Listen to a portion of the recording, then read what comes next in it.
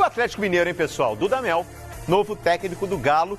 E agora, a partir da chegada do Dudamel, o Atlético está bem modesto também no mercado, até porque também não dispõe de muito dinheiro para investir, mas a partir da chegada do Dudamel a gente vai começar a ter um cenário aí, né? E vendeu o Tchará, né? Exatamente. Vendeu o Tchará, que já foi para o Portland Timbers dos Estados Unidos. E o Dudamel, que, olha, liderou um ótimo projeto na Federação Venezuelana de Futebol, hein? Nas duas seleções, na principal e na sub-20. Chegou a ser vice-campeão mundial sub-20, né? Com o time que tinha Soteldo e outros jogadores como Farinhas, hoje goleiro também da seleção principal, Penharanda. Eu acho uma aposta interessante, mas é uma aposta, como todas, né? É a primeira vez que um técnico venezuelano trabalha no futebol brasileiro. Veja bem, né? A Venezuela sempre observada, sempre olhada, né? Como aquele país que não gosta de futebol, que não sabe nada de futebol. E o Brasil todo-poderoso vai buscar um técnico na Venezuela. Mas eu acho que é uma boa mexida, porque ele conseguiu mostrar nesses anos que é capaz de montar um time competitivo, um time que joga bola, um time que tem toda a estrutura tática do futebol moderno, né? Ele mostrou que dentro de campo sabe montar uma equipe de acordo com o que se joga hoje nos principais centros mundiais, apesar da limitação técnica de alguns jogadores, de algumas posições. A Venezuela tem revelado jogadores interessantes do meio para frente, sistema defensivo nem tanto. Mas eu acho que o Dudamel chega para um desafio que ele nunca teve na vida, que é dirigir um time, não seleção, numa temporada maluca que é a brasileira, com jogo em cima de jogo, com uma cobrança gigantesca, diária de torcida, de imprensa, de dirigentes.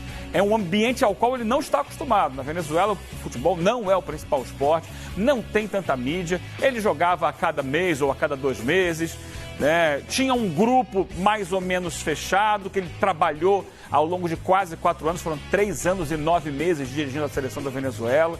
Então, são ambientes, são situações diferentes, são demandas diferentes, desafios completamente diferentes daquele que ele tinha na seleção venezuelana.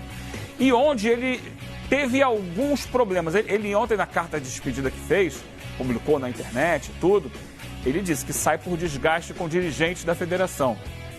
Esse desgaste não é só com os dirigentes da federação. Ele vem enfrentando nos últimos meses um problema interno com alguns jogadores que passava pelo Josef Martínez, que é o atacante que joga nos Estados Unidos, grande destaque da Liga Norte-Americana, já jogou no Torino e tal, que ele deixava no banco.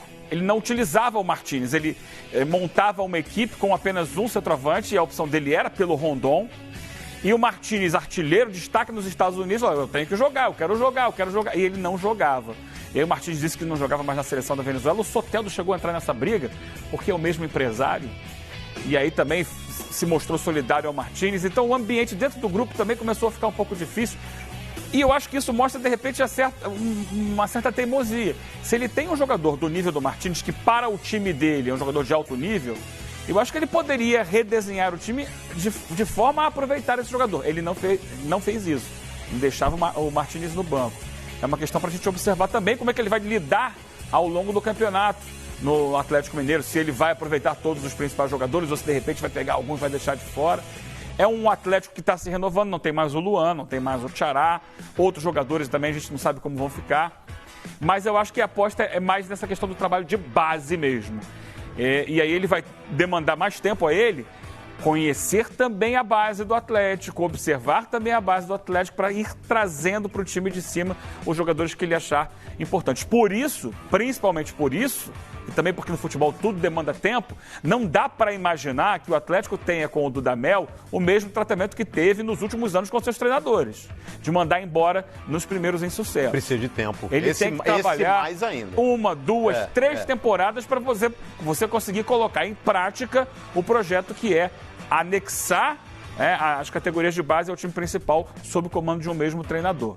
Vamos ver como vai ser. Gente, porque Paulo Lima, e até o legado que deixou o Jorge Jesus na temporada 2019, legado quando eu me refiro, é na última temporada. É que muita gente agora vai acreditar que você vai trazer um técnico que vai resolver todos os problemas do time e vai montar uma máquina em 6 meses. Só que você tem que levar em consideração tudo que o Jorge Jesus encontrou na estrutura do Flamengo. E não tem um outro time que hoje disponha dessa estrutura no futebol brasileiro. Tudo bem, vai, o Palmeiras, talvez. Mas, gente, os recursos que tem o Flamengo, o Atlético não tem, por exemplo. Então não vai imaginar você, torcedor do Atlético, que o Dudamel vai fazer com o Galo o que o Jorge Jesus fez em um mês de treinamento. Não vai acontecer, Paulo Neto. A diferença é muito grande. Você viu, o Thiará já foi embora, o Luan foi embora, o Casares pode deixar o Atlético. É uma remontada, né? É uma remontada no time do Atlético Mineiro.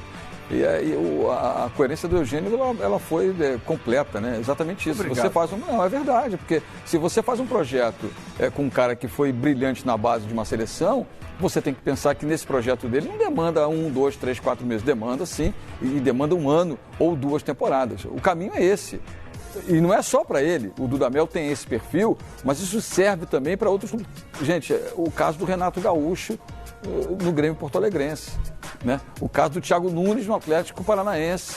O Atlético Paranaense que inclusive está muito interessado e parece estar fechando com o Felipe Viseu, né? Mais uma notícia aí dos bastidores para a gente poder em breve checar se essa fonte cada vez mais se confirma. Mas o Felipe Viseu está caminhando para lá. Então são técnicos que precisam desse tempo. O Jardine do São Paulo, nossa, foi queimado. Aí agora vem para a seleção de base da seleção brasileira pensar numa vaga olímpica. Tomara que ressurja no trabalho. E tantos outros técnicos do nosso país, pelo menos na nova geração, que não conseguem esse segmento de 1, 2 anos.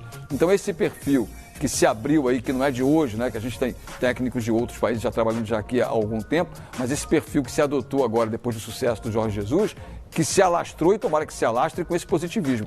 Mas a receita que o Flamengo tem, a receita que o Palmeiras tem e talvez até o grau de investimento que o Grêmio cada vez mais se consolida para ser dessa força financeira, assim como o Atlético Paranaense também, queira ou não queira, você já começa a diminuir a partir daí. Desses 4 para baixo, o Grêmio, Flamengo, Palmeiras e Atlético Paranaense, né, estão vivendo um momento de euforia financeira, de organização e, acima de tudo, de dívidas quitadas. Esse é o caminho. O Atlético passou por um momento de sabores recentemente, né, brigando, inclusive, para ser rebaixado, não fica, e agora permanece na Série A, vai disputar uma Sul-Americana e isso é super importante. Traz um técnico sem experiência internacional, mas um técnico que tem, pelo menos, na sua consciência de padrão de jogo, a base. E é isso que o futebol brasileiro precisa, de gente que venha trabalhar a base para poder consolidar novos nomes que possam subir para o time de cima e, consequentemente, dar um grupo forte. O Atlético hoje não tem nenhum grande medalhão. Quem é o grande medalhão do Atlético? Ricardo Oliveira? Já começa a pensar por aí quem será o grande nome do Atlético para consolidar. Quem será o cara do Atlético? Nesse momento, me parece ser o Dudamel.